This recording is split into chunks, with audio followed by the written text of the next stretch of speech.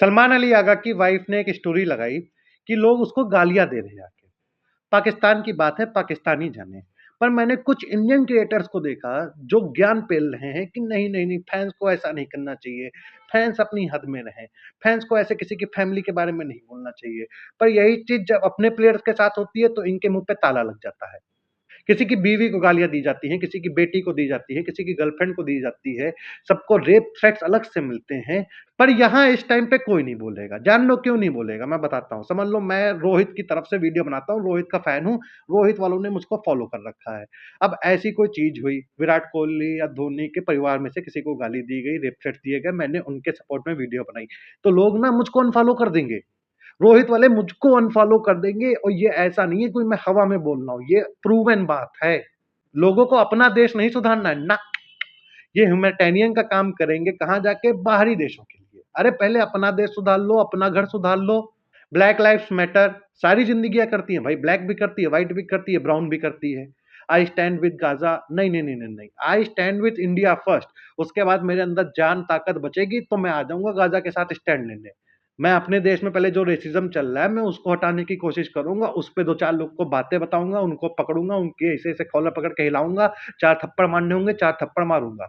उसके बाद अगर मेरे अंदर ताकत बचेगी तो मैं जाऊंगा फिर स्लोगन लगाऊंगा, यस ब्लैक लाइव्स मैटर।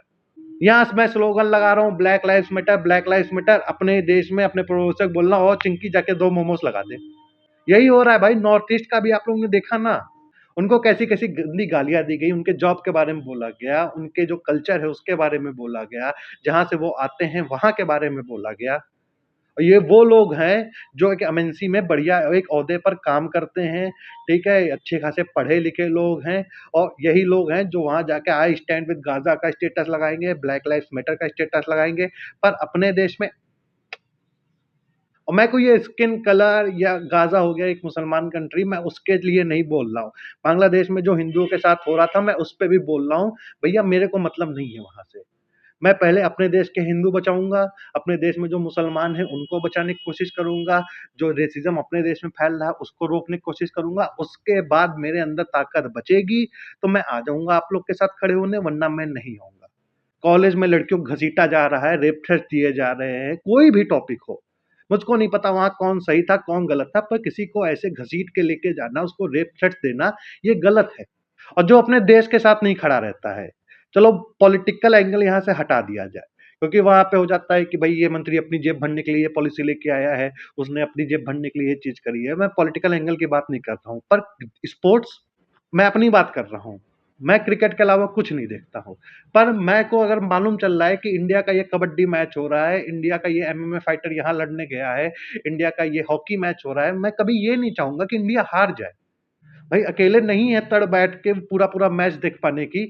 आए चार दोस्त साथ में बैठे हो, मैं हॉकी मैच भी देखूंगा, मैं कबड्डी मैच भी देखूंगा, मैं एमएमए फाइट भी देखूंगा, और सपोर्ट करूंगा पूरे दिलो जान से इंडिया को, जैसे क्रिकेट में करता हूं।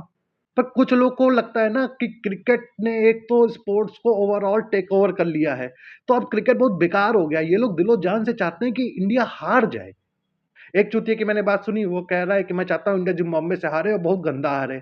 और वजह वजह क्या थी? क्योंकि इंडिया के कैप्टन के अंदर एरोगेंस आ गया है प्रेस कॉन्फ्रेंस करते वक्त। To be honest at this point I really want कि इंडिया जिम्बाब्वे से हार जाए, एंड दैट टू बुरी तरह, कंप्लीटली फकिंग वन साइडेड। भाई I am done with the attitude they showing man. Press conference देखो, भैंचो Surya Kumar Yadav, what the fuck is happening with you? कैसे कैसे जवाब दे रहे हैं। हैव यू सीन रजा का इंटरव्यू? भाई रजा की प्रेस कॉन्फ्रेंस वो सो मैच्योर, सो क्यूट, उसके जो जवाब थे भाई, this is the kind of answers you give to the journalist. ये क्या होता है भैंचो? कल बताएंगे, कल बताएंगे क्या होता है? घंटा तूने क्या उखाड़ लिया कल करके? और सिकंदर रजा देखो कितने अच्छे से प्रेस कॉन्फ्रेंस कर रहा है, कितनी स्वीटली कह रहा है। और ये सूर्य कुमार यादव ये क्या कह रहा है? ये कह रहा है कल बताएंगे, कल बताएंगे, कल क्या बताएंगे? अरे उसको नहीं बताना है आज, वो क्यों अपने प्लान्स एक दिन पहले बता दे? ये जाके जो जर्नलिस्ट आए हैं इनको क्यों बताए वो कि वो क्या टॉप 11 खिलाने वाला है अपनी? भैया आप संजू सैमसंग को खिलाएंगे, कल देख लेना जो खिलाई जाएगी। फिर वही सवाल भी कि संजू सैमसंग को खिलाएंगे, उसने एक बार कह दिया किसकी जगह खिला लें? भाई तुम बताओ तो, अभिषेक की जगह खिला लें क्या? 3 मैच ही तो फ्लॉप हुए हैं उसके, उसकी जगह एकदम से बदल दी जाए? फिर तो 3 मैच संजू खराब होंगे, फिर संजू को भी हटाया जाए। ऐसे करते करते फिर तो किसी को मौके ही नहीं दिए जाएंगे। बैकिंग नाम की भी तो चीज होती है। पिछली 9 इनिंग में 5 से 4 डेक हैं उसके, बाकी जो पारियां हैं उनमें रन नहीं आए हैं, तब भी वो नंबर 1 अभी भी बना बैठा है। तो कोई नंबर 1 ऐसे तो पहुंच नहीं गया था डोमिनेट करके। 920 922 पॉइंट थे उसके T20 आई में, डोमिनेट किया है उसने। 3-4 मैच खराब होने से हटा दिया जाए, फिर तो 2024 में भी उसको हटा दिया गया होता तो फिर वर्ल्ड कप भी ना आता। वहां पे जर्नलिस्ट के मुंह से आवाज नहीं निकलती है, क्यों? क्योंकि वो रोहित आ जाता है, वो विराट आ जाता है, वो धोनी आ जाता है। उनके बारे में बोलोगे तो उनकी इतनी आर्मी खड़ी है कि वो तुमको गिरिया गिरिया के तार देगी। देशद्रोही मत कहना, पर इंडिया हारना डिजर्व करती थी। दिक्कत मैच हारने से नहीं, दिक्कत हवाबाजी से है। अब 300 नहीं 150 पार के पोस्टर बनाओ। क्या अफ्रीका को चोकर कह रहे थे? उनकी ईगो पे बात आ गई भाई। उनके प्लेयर्स और फैंस एग्रेसिव सेलिब्रेट कर रहे थे, जवाब दे रहे थे। अरे तुम रिकी पॉइंटिंग हो गया यार, वो लगातार 3 जीत के भी इतनी हवाबाजी नहीं किया।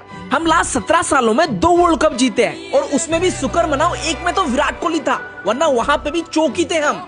और भाई 300 पार किया। टॉप 5 में हमारा एक प्लेयर नहीं पहुंचा। एक बता रहा है कि इंडिया को साउथ अफ्रीका के अगेंस्ट नहीं हारना था, क्योंकि जो 300 लोडिंग चला रहे हैं ये बहुत ज्यादा हो रहा है। जो वो कपकेक वाला एड बनाया वो बहुत गलत करा। अबे तो गलत करा कंटेंट क्रिएटर ने। 300 लोडिंग चला रहा है ब्रॉडकास्टर, उससे टीम से क्या मतलब है? टीम तो वहां बैठ के करा नहीं रही है ना ये सब। एक बार इस टीम का एनवायरनमेंट देखो, कोचेस की इंटरेक्शन देखो, ये स्पिरिट देखो, ये माहौल देखो, और अब इस टीम का ड्रेसिंग रूम देखो। Most courageous team will have the best opportunity to win this tournament. Let's try and be great. Well done. Adrian will do the impact. फर्क आपको साफ पता चल गया होगा। देखो, टीम इंडिया के अंदर टैलेंट की कोई कमी नहीं है, लेकिन जो टीम एनवायरनमेंट एक चैंपियन टीम को चाहिए होता है ना भाई, वो बिल्कुल एब्सेंट है, वो बिल्कुल नदारद है। और ये टीम एनवायरनमेंट कौन क्रिएट करेगा? जाहिर सी बात है, कोच। वहां एक कह रहा है कि वेस्ट इंडीज का ड्रेसिंग रूम का माहौल देखिए कितना बढ़िया है। ऐसे होते हैं माहौल, वो जब प्रैक्टिस करने जाते हैं देखिए कितना अच्छा वहां का माहौल है, तभी वो जीत रहे हैं। और इंडिया का माहौल देखिए, पता नहीं एक कौन सी उसने क्लिप चला दी, उसमें गंभीर एक तो स्पीच दे रहा है, गंभीर एकदम गंभीर पर्सन ही है, तो उसकी स्पीच भी वैसे रहती है। उसके बाद जब वो मेडल सेरेमनी होती है, सब चीजें होती है, इंडिया जब ग्राउंड पे प्रैक्टिस करने जाता है, ये देखो मतलब पूरा स्टाफ, पूरे प्लेयर जितने हैं सब बैठ के रेस लगा रहे हैं, सब वहां पे ड्रिल कर रहे हैं। कौन भैया है, मुझको अलग अलग कोच दिखाओ, कोई भी कोच दिखाओ जो प्लेयरों के साथ ऐसे कर रहा हो। वहां पे सब कर रहे हैं एक साथ। जैसे बचपन में हम लोग नहीं खेलते थे, तेरे ओवर में 4 छक्के मारूंगा, तेरे में 3 छक्के मारूंगा, तेरे में 20 रन बनाऊंगा, वैसे प्लेयर हंसी मजाक करके अपना आराम से वो कर रहे हैं, प्रैक्टिस कर रहे हैं। ये सब इनको नहीं दिखता है। इनको ना एक चीज दिख गई, एक वो क्लिप दिख गई, उसके बाद से जैसे वो मेडल देने वाली बात आई, गंभीर ने उससे कहा मेडल दो, इसने तुरंत वहीं पे क्लिप काट दी। अपने देश को हेट करना एक ट्रेंड बन चुका है, और इस ट्रेंड को लोग फॉलो करते हैं। जान लो क्यों फॉलो करते हैं? क्योंकि इनको पता है कि 4 लोग आएगा, गाली देगा, एंगेजमेंट इज एंगेजमेंट, चाहे वो पॉजिटिव हो चाहे नेगेटिव हो, हमारी तो एंगेजमेंट बढ़ रही है। चंद्रिका दीक्षित वाला ही देख लो, वो बड़ा पाव गर्ल वाली क्या हरकतें वो करती है इस टाइम पे। उसका पति अलग एक वीडियो बनाता है कि देखो मेरी बीवी क्या हरकतें कर रही है, ये अलग बनाती है मैं इस लड़के से प्यार करती हूँ। लड़का अलग बना रहा है, कह रहा है पति तू दूर रही हो, मैं इससे प्यार करता हूँ। अलग अलग पॉडकास्ट में जाके बैठ रहे हैं, अलग अलग कहानियां सुना रहे हैं। फिर एक वीडियो आती है, रील आती है सामने, तीनों साथ में बैठ के डिनर कर रहे हैं, साथ में बच्चा अलग बैठा है। तो ये वही चीज है कि इंगेजमेंट इज इंगेजमेंट, चाहे पॉजिटिव हो चाहे नेगेटिव हो, हमको व्यूज आ रहे हैं। यही उस चूतिए का नकल धुल का, पहले उसने स्पोर्ट्स वाला क्रिकेट वाला बोला, उस पर इसको इतनी ज्यादा तवज्जो नहीं दी गई। अब ये आ गया लड़की वाली बात लेके कि लड़की से क्या डरना, जो लड़की तुमसे डरती हो, तुम मुझसे बात करने में डर रहे हो। उसके रात में अंधेरे में जा रही हो, सामने से भाग जाओ तो उसकी पैंट गीली हो जाएगी। अब इन लोग को समझाने का एक ही तरीका होता है, अभी वही बोल दूंगा तो फिर बात मेरी जबान गंदी होने लगेगी कि इनके घर में भी तो माँ बहनें होंगी या अनाथ ही हैं, अम्मा का प्यार नहीं मिला, माँ का दूध नहीं पीन, होंगी ना, अम्मा होंगी, बहन होंगी, कोई ना कोई तो होगी। रात में जा रही हो, कोई भैया भागते हुए निकल जाना, किसी की सलवार किसी की साड़ी गीली हो जाएगी, बहुत बढ़िया लग जाएगा। अब इसको देखना, बहुत बढ़िया लगेगा इसको। मेरा बस इतना कहना है कि बाहरी देश में जो नौटंकियां हो रही हैं उसको देखा जाएगा बाद में। पहले अपने देश में ये जो चूतिए बैठे हैं एक एक अलग अलग वैरायटी के, इनसे पहले निपटा जाए।